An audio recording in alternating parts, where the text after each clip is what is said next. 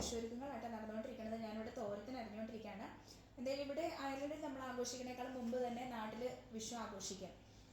കാരണം ഇവിടെ ഇപ്പോൾ 4.5 മണിക്കൂറിൻ്റെ വ്യത്യാസമുണ്ട്. ഇപ്പോൾ ഈ മാർച്ച് ലാസ്റ്റ് ആയപ്പോഴാണ് മാറിയത്. അല്ലെങ്കിൽ 5.5 മണിക്കൂറിൻ്റെ വ്യത്യാസമായിരുന്നു. ഇപ്പോൾ 4.5 മണിക്കൂറിൻ്റെ വ്യത്യാസമാണ്. ഇപ്പോൾ ഇവിടെ ചൂടൊക്കെ ആയി വരുന്നു കേട്ടോ. ഇപ്പോൾ ഇവിടെ വാമാണ്. 15 ഡിഗ്രി 16 ഡിഗ്രി അറിയാം, നാട്ടിൽ ഭയങ്കര ചൂടാണ്. പക്ഷേ ഇവിടെ ഇപ്പോൾ 16 ഡിഗ്രി 15 ഡിഗ്രി. അപ്പോൾ നമുക്ക് അങ്ങനെ ഭയങ്കര തണുപ്പുമല്ല ചൂടുമല്ല, ചെറിയൊരു ആ ഒരു രീതിയിൽ നിൽക്കണം. പക്ഷെ മഴയായിരുന്നു കേട്ടോ. കഴിഞ്ഞ ദിവസങ്ങളിലെല്ലാം ഭയങ്കര മഴയായിരുന്നു കാരണം തന്നെ നമുക്ക് പൂവ്, മഞ്ഞപ്പൂ വേണമല്ലോ വിഷുവിന് കണി വയ്ക്കാനായിട്ട്. സാധാരണ നമുക്കിവിടെ പുറത്ത് ഡാഫോഡിൽസ് ഒക്കെ ഉണ്ടാവുന്ന ടൈം ആയതുകൊണ്ട് ഡാഫോഡിൽസ് ഒക്കെ ഒത്തിരി ഉണ്ടാവുമായിരുന്നു. ഇവിടെ ഡാഫോഡിൽസ് നിൽക്കുന്നുണ്ടായിരുന്നു. പക്ഷെ ഡാഫോഡിൽസ് ഒക്കെ പോയി. മഴ തന്നെയായിരുന്നു ഇവിടെ. മഴ ഭയങ്കര വലിയ മഴയുള്ളതാണ്. എന്നങ്ങനെ ചെറുതായിട്ട് ഇങ്ങനെ ചാറി അപ്പോൾ പൂവെല്ലാം പോയി.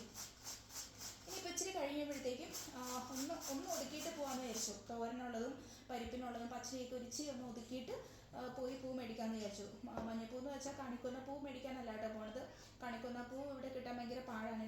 നാട്ടിലൊക്കെ പൂ കടകളിലൊക്കെ കിട്ടുന്നുണ്ടാവുമല്ലോ ഇഷ്ടംപോലെ കണിക്കൊന്ന പൂവൊക്കെ, അല്ലെങ്കിൽ വീടുകളിൽ തന്നെ വലിയ മരങ്ങളൊക്കെ ഉണ്ടാവും. പക്ഷെ ഇവിടെ നമുക്ക് ഏഷ്യൻ ഷോപ്പിൽ ഇന്നലെ ഞങ്ങൾ പോയിട്ടുണ്ടായിരുന്നു.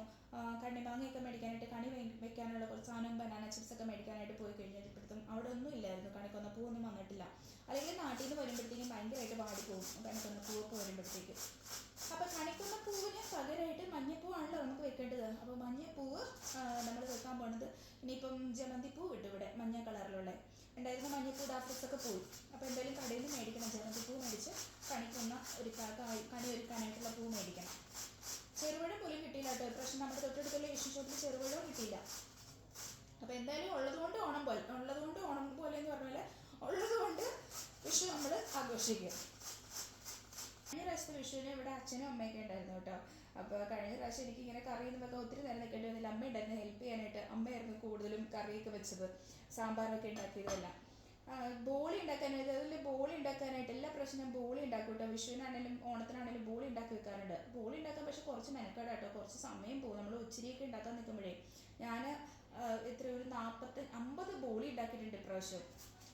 അപ്പോൾ ആ ബോളി ഉണ്ടാക്കാൻ വേണ്ടിയിട്ട് കുറേ സമയം പോണത് കൊണ്ട് തന്നെ നേരത്തെ ഉണ്ടാക്കി വെച്ചു. അപ്പോൾ ഡ്യൂട്ടിയൊക്കെ മുമ്പ് 2 ദിവസം മുന്നേ, ഒരു 3 ദിവസം മുന്നേ ഞാൻ ഉണ്ടാക്കിയിട്ട് ഫ്രീസ് ചെയ്ത് വെച്ചേക്കാണ്. അപ്പോൾ ഫ്രിഡ്ജിനകത്ത് വെച്ചാലും ചീത്തയാവും കേട്ടോ. നമുക്ക് ഫ്രീസ് ചെയ്ത് യൂസ് ചെയ്യാൻ പറ്റും. ഞാൻ ഇതിനു മുമ്പ് അങ്ങനെ ചെയ്തിട്ടുണ്ട്. അപ്പോൾ ഒത്തിരി സമയം എടുക്കുന്നുണ്ട്. ഞാൻ നേരത്തെ തന്നെ എല്ലാം ശരിയാക്കി ഫ്രീസറിനകത്ത് ഒരു 50 ബോളി റെഡിയാക്കി വെച്ചിട്ടുണ്ട്. പിന്നെ നമുക്ക് ആ സമയം ആവുന്നതിന് മുന്നായിട്ട് എടുത്തിട്ട് ഒന്ന് മൈക്രോവേവിനകത്ത് വെച്ച് ഒന്ന് ചെറുതായിട്ടൊന്ന് ചൂടാക്കിയെടുത്താൽ, അല്ലെങ്കിൽ കല്ലിലിട്ട് ചൂടാക്കിയെടുത്താൽ മതിയല്ലോ.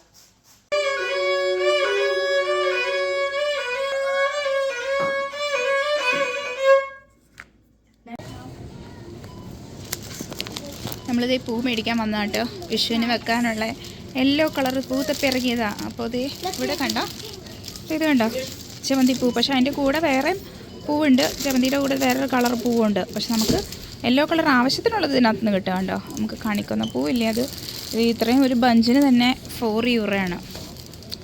അപ്പോൾ ഇതും കൊണ്ട് പോവാം കണിയൊരുക്കാനായിട്ട്.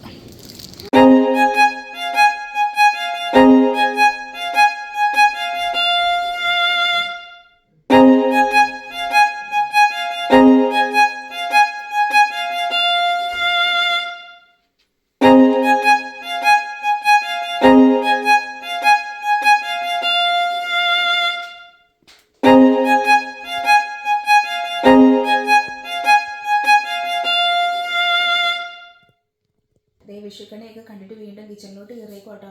അതിന് കുറച്ച് പരിപാടികളും കൂടെ ബാക്കിയുണ്ട്. കറികളൊക്കെ റെഡി ആയിട്ടുണ്ട്. ഇനി ചോറ് വെക്കണം, പായസം വെക്കണം. അപ്പോൾ അതിൻ്റെ പണി തുടങ്ങട്ടെ. പായസം എല്ലാ പ്രാവശ്യത്തെ പോലെ തന്നെ ഒരു വെറൈറ്റി പായസം വെക്കണം. കഴിഞ്ഞ പ്രാവശ്യം നമ്മൾ പാസ്ത പായസമാണ് കേട്ടോ വെച്ചത്. അടപ്പായസത്തെ പോലെ തന്നെ ഇരിക്കണം പാസ്ത പായസം. അപ്പോൾ ഇപ്രാവശ്യം ചലഞ്ച് നമ്മളൊരു വെറൈറ്റി പായസം വെക്കണം. എല്ലാ പ്രാവശ്യം എന്തെങ്കിലും ഒരു വെറൈറ്റി പായസം വെക്കണം എന്നുള്ളത് എനിക്കൊരു നിർബന്ധം. അപ്പോൾ ഇപ്രാവശ്യം നമ്മൾ ക്യാരറ്റ് പായസം ആണോ എന്ന് ചോദിച്ചാൽ ആണെന്ന് പറയും. എന്നാൽ വേറെ എന്തെങ്കിലും പായസം ആണോ എന്ന് ചോദിച്ചു കഴിഞ്ഞാൽ ഓട്സ് പായസം ആണോ എന്ന് ചോദിച്ചാൽ ഓട്സ് പായസം എന്ന് പറയും. പക്ഷേ ഓട്സ് ആണെന്ന് അറിയാത്ത രീതിയിൽ നമുക്ക് ഇപ്രാവശ്യം പായസം ഉണ്ടാക്കി വേണം. ക്യാരറ്റ് ആണെന്ന് മാത്രമേ പറയത്തക്ക രീതിയിൽ. അപ്പോൾ അങ്ങനെ ഒരു പായസം ഉണ്ടാക്കണം എന്നാണ് വിചാരിക്കണേ. അപ്പോൾ ഇനിയിപ്പോൾ വേഗം ഓടിപ്പോയി. ഇപ്പോൾ ഇവിടെ സമയം 9 മണിയൊക്കെ ആവാറാവണം കേട്ടോ. 8:45. അപ്പോഴത്തേക്കും വേഗം ഇനി ചോറും പായസവും കൂടെ റെഡിയാക്കട്ടെ. നമ്മുടെ വെറൈറ്റി പായസത്തിൻ്റെ പണി ഞാനിവിടെ തുടങ്ങി. അപ്പോൾ ക്യാരറ്റ് പായസമാണെന്ന് തോന്നിക്കുകയും വേണം, എന്നാൽ ഓട്സ് ആണെന്ന് പറയുകയും ചെയ്യാതിരിക്കാൻ വേണ്ടിയിട്ട് എന്ത് ചെയ്യാൻ പോകുന്നത്, ഇങ്ങനെ ഉണ്ടാക്കാൻ വേണ്ടിയിട്ട് ശരിക്കും പറഞ്ഞാൽ ഓട്സ് ഇങ്ങനെ തന്നെ ജസ്റ്റ് ചെറുതായിട്ടൊന്ന് വറുത്തിട്ട് നമുക്ക് വേവിച്ച് അതിനകത്തേക്ക് ശർക്കരയും ചേർത്ത് ക്യാരറ്റും നല്ലോണം നെയ്ക്കകത്തിട്ട് വരട്ടിയിട്ട് അങ്ങനെ ചെയ്ത് ചേർക്കാം.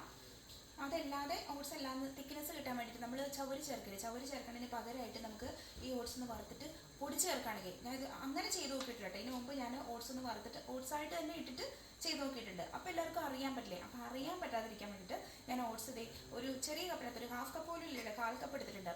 അതിനെ ഒന്ന് ചെറുതായിട്ടൊന്ന് വറുത്തിട്ട് പൊടിച്ചെടുക്കാൻ പോവാം. എന്നിട്ട് അപ്പോൾ അതിനകത്ത് ചേർക്കുമ്പോഴത്തേക്ക് നല്ല തിക്നെസ് കിട്ടുമല്ലോ. ഐഡിയ എപ്പടി. അപ്പോൾ ഇതിനകത്ത് നമ്മൾ പിന്നെ ചവര് ചേർക്കേണ്ട കാര്യമില്ല, ഉണ്ടാക്കാൻ ഭയങ്കര എളുപ്പമാട്ടോ. തേങ്ങാപ്പാലും ഒന്നും ചേർക്കണം, നമ്മുടെ സാധാ പാലിനകത്ത് ഉണ്ടാക്കാം. പക്ഷേ ഇന്ന് ഈ വെറൈറ്റി ആയിട്ട് ഉണ്ടാക്കുന്നുണ്ട്. ജസ്റ്റ് കുറച്ച് തേങ്ങാപ്പാൽ എടുത്ത് വെച്ചിട്ടുണ്ട്, നല്ല പരിപ്പ് അതൊക്കെ ഉണ്ടാക്കാൻ വേണ്ടിയിട്ട് തേങ്ങ എടുത്തുകൊണ്ട് അതിൻ്റെ കുറച്ച് എടുത്ത് വെച്ചിട്ടുണ്ട്. അത് ജസ്റ്റ് നമുക്ക് ജസ്റ്റ് പാലിനകത്ത് തന്നെ ഉണ്ടാക്കാം. കല്ലൂസതേ രാവിലെ കണിയെ കണ്ടിട്ട് അവിടെ ഇരുന്ന് ചന്ദനക്കുറിയൊക്കെ എടുത്തിട്ടേക്കുന്നു. ഭസ്മം എടുത്തിട്ടോ കല്ലു, ചില ബ്രേക്ക്ഫാസ്റ്റ് ഒക്കെ എടുത്ത് കഴിക്കും. 1/4 കപ്പ് എന്ന് പറഞ്ഞിട്ട് ഞാൻ പിന്നീട് 1/2 കപ്പ് പൊടിച്ചെടുത്തു കേട്ടോ. ഒരു സംശയം, ഇനി തേങ്ങയില്ലെങ്കിലോ, തേയാതെ വരരുതല്ലോ. പണി ഒരിക്കലും തീരില്ല കേട്ടോ. ഞാൻ പായസം ഉണ്ടാക്കാൻ വേണ്ടിയിട്ട് ക്യാരറ്റ് എടുത്തു, വലിയൊരു ക്യാരറ്റ്, ഒരു ക്യാരറ്റ് മതിയോ, ഇത്രയും വലിയൊരു ക്യാരറ്റ് അതിൻ്റെ കൂടെ ഇടാനായിട്ട്. അപ്പോൾ അതറിയാൻ നിന്നപ്പോഴാണ് ഇനി വൈകുന്നേരത്തെ ചായക്ക് കടിയൊന്നുമില്ലല്ലോ, കടി വേണ്ട എന്തെങ്കിലും ചായക്കെന്നും പറഞ്ഞാണ് ഇനിയിപ്പോൾ ഇച്ചിരി വട ഉണ്ടാക്കാമെന്ന് വിചാരിച്ചു. പണി ഒരിക്കലും തീരില്ല അല്ലേ, അതാണ്. അടുക്കളയിൽ കയറി കഴിഞ്ഞാൽ പണി ഒരിക്കലും തീരും.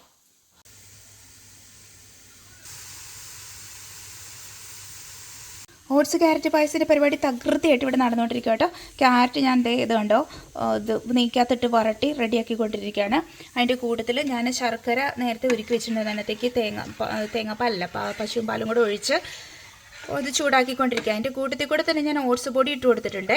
അപ്പോൾ അതിൻ്റെ കൂടെ തന്നെ ആയി വരുമല്ലോ. ഇനി ഇതിന് ശരിക്കുള്ള നല്ല ഫ്ലേവർ കിട്ടാൻ വേണ്ടിയിട്ട് ഞാൻ ഇതിനകത്തേക്ക് കുങ്കുമപ്പൂ ഇട്ട് കൊടുക്കാൻ പോവാണ്. അപ്പോഴാണ് അതിൻ്റെ ഒരു യെല്ലോ കളറും നല്ലൊരു മണമൊക്കെ വരും. പിന്നെ അതിൻ്റെ കൂടുതൽ ഇവിടെ ഞാൻ കശുവണ്ടിപ്പരിപ്പും കിസ്മിസും ഒക്കെ റെഡിയാക്കി വെച്ചിട്ടുണ്ട്. ഇനിയിപ്പോൾ കുറച്ച് ചുക്ക് റെഡിയാക്കണം, ചുക്ക് പൊടിക്കണം. പിന്നെ നമ്മുടെ ഏലക്കായും കൂടെ പൊടിച്ച് അതിനകത്തേക്ക് ചേർക്കാനുണ്ട്. നമ്മുടെ കുങ്കുമപ്പൂവിൻ്റെ കളറ് കണ്ടോന്നേ, നല്ല ഭംഗിയുണ്ടല്ലേ, നല്ല നല്ല റെഡ് കളറിൽ. ദുബായിൽ നിന്ന് ഒരു പ്രാവശ്യം മേടിച്ചുകൊണ്ട് വന്നു കേട്ടോ. ദുബായിൽ നിന്ന് മേടിച്ചാൽ അവിടെ ഇപ്പം നല്ല സൂപ്പർ കുങ്കുമപ്പൂ കിട്ടുമല്ലോ. അപ്പോൾ ഇതിൽ നിന്ന് നമുക്ക് കുറച്ച് കുങ്കുമപ്പൂ നമ്മുടെ പായസത്തിനകത്തേക്ക് ഇട്ട് കൊടുക്കാം. അപ്പോൾ നല്ല ഫ്ലേവറും കിട്ടും, നല്ലൊരു കളറും കിട്ടും.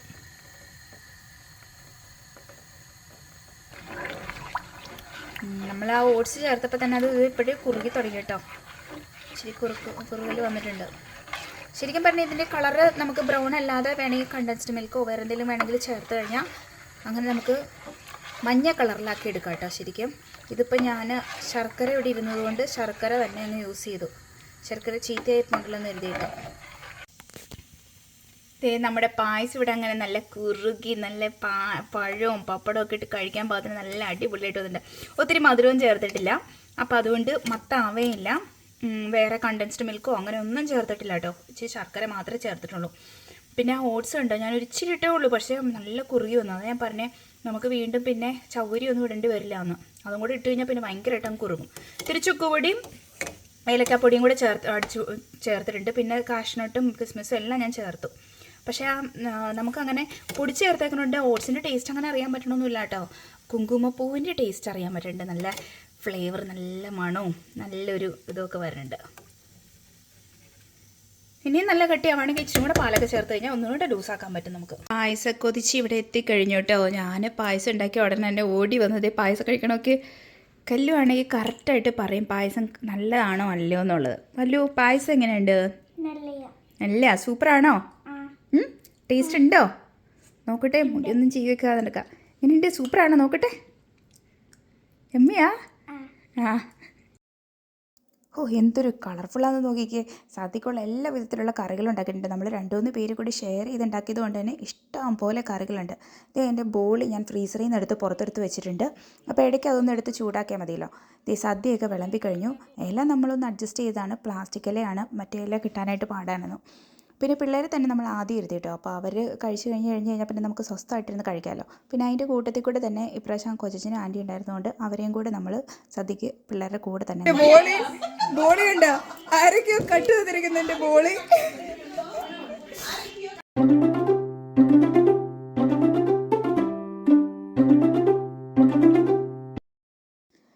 കഴിച്ച് എഴുന്നേറ്റതിന് ശേഷം നമ്മുടെ ഇലകളിൽ നമ്മൾ തന്നെ സദ്യയൊക്കെ വിളമ്പി എല്ലാവരും നല്ല ജോറായിട്ട് തന്നെ വിഷു സദ്യയൊക്കെ കഴിച്ചതിന് ശേഷം പിന്നെ കുറച്ച് ഫോട്ടോസ് എടുക്കണമല്ലോ.